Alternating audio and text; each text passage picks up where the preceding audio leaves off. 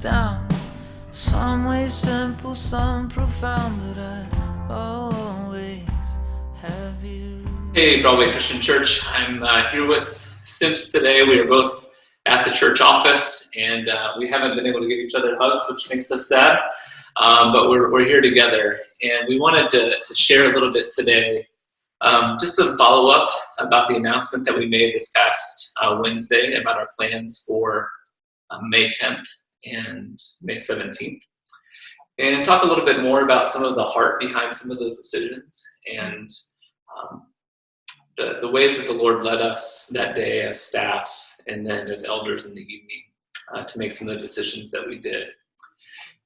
You know, it's really a weird time right now for lots of reasons, but what I'm kind of thinking of now is the way that every little thing and every little decision seems to be an opportunity for division among us in culture and in the church.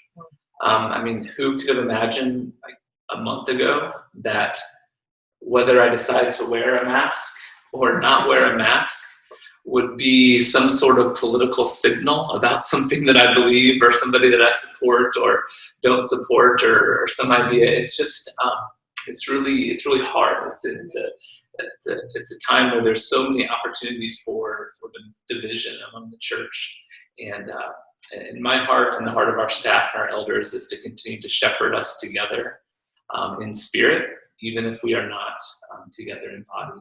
And so, Symps, can you just share a bit of some of what you see in that and the way, what does our attitude need to be right now toward one another as we think about beginning to gather again in small groups as well as in our church on Sunday morning? Yeah, I think, first of all, hi, Broadway. I'm glad to be part of it, of our team and the things that have been done in the heart that has been behind all that has been decided for the next 2 weeks, just the heart of wanting to serve other people, wanting to give up our rights and what we feel is entitled to us so that others can feel ministered to and saved and served that way. And I think it's the same ideology that the early church had. I mean, if you think about it, it says they sold their properties that they had worked hard for, most probably, and took that and shared it and gave it to the apostles to share amongst the needy, not even to include themselves. So there's always been that pull. We see that in Paul says, I did not require my rights from you, Corinthians. Mm-hmm. We see that in all the disciples talking about we are not called to satisfy ourselves. Right. And I think that's where we need to be as a church. There was one moment on Tuesday night at the elders meeting where somebody had the idea, was asking the question, who's the most vulnerable among us? Who feels most isolated right now? You know, and obviously it's the older generation, you know, and they must be feeling very nervous about how long is this going to last. At least some younger people are able to get out now, and we're asked to still be home. And so an idea that somebody had that we really considered for a while was for this Sunday, May 10th, to say, if you are vulnerable or in the older generation, you can come this Sunday. Kind of like the grocery stores, a lot of people come at 7 or 8 a.m. or something.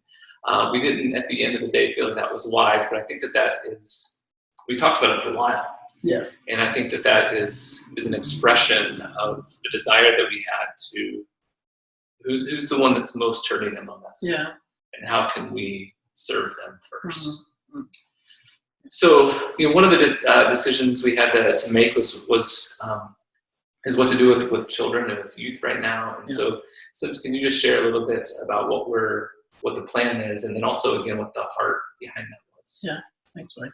I think thinking about the plan at this point is that in the next 2 weeks, kids, church, and youth will not meet, in person. Youth will still continue to have our Zoom calls, except for this Sunday, it's Mother's Day, so they get to be with their moms at home.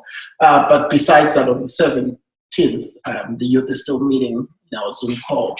And we've got plans, and we are looking forward that if everything goes according to plan and goes well, maybe the youth might be able to meet after at the end of this month, last Sunday of this month, and start to meet in the main sanctuary so we can social distance and all that. So there are things that we are looking forward to. We're looking forward to youth doing CIY, the youth conference that we usually go to in Ohio and in Michigan, to doing it here together. There are a lot of things that we are looking forward to. We are looking forward to a time where the kids are going to have small groups, especially kids that are going school age going kids, elementary, because they would understand maybe a little bit of what social distancing would look like.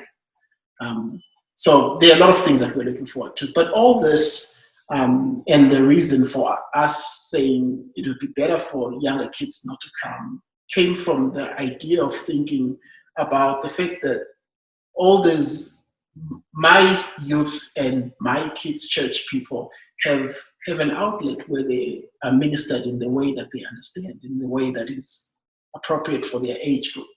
And they do have that, and it's still ongoing. For kids' church, it's the videos that we send and all those things, and we do that a lot of times in the week. And for the youth, we still do devotionals, and we also do our Zoom calls. So there is an avenue for them to receive and to be served and to see some of their friends on video and whatever. But for some of our adults who are not in small groups, it's really hard because they are isolated at this point. For some of our members who are in small groups, as God has been calling our church into small groups, this is going to be a time for them to get together with their small group and see each other and have that feeling of being together. But for these members or these parts of our body that either because of work or whatever situation they are not able to be in a small group, this is going to be very isolating. So they're going to be needy and needing to be in community. And we want to offer that opportunity by having them come here. But having them come here comes with the whole thing that we need to still practice social distancing, which means we're going to have a lot of pews that are cordoned off that people can sit in, so we can practice that. And that makes it that only a few people will be able to come in here. So that's one of the issues that we thought of when we thought of saying maybe holding off on kids and youth. They've got a place where they're ministered to, but also we want to give the opportunity to these people who don't have that. But also, on the other hand, when you think about this, I think about my 2-year-old, and I think, how would I keep Nzia from running to go hug so and so, or to go see their friend? I think it's torturous for me to sit here and not be able to touch you. It's torturous for me to sit here and not be able to hug you. And I think about that for my kid. How torturous would it be for them to sit and watch their friend from a distance and not be able to have and not understand that touch and not understand what it means. And that would be really heartbreaking for me as a parent. I don't know what you think about Abe sitting across and seeing his friends and not able to. Yeah, he wouldn't be able to do it. Yeah. And just again, as a reminder, we are making decisions 2 weeks at a time.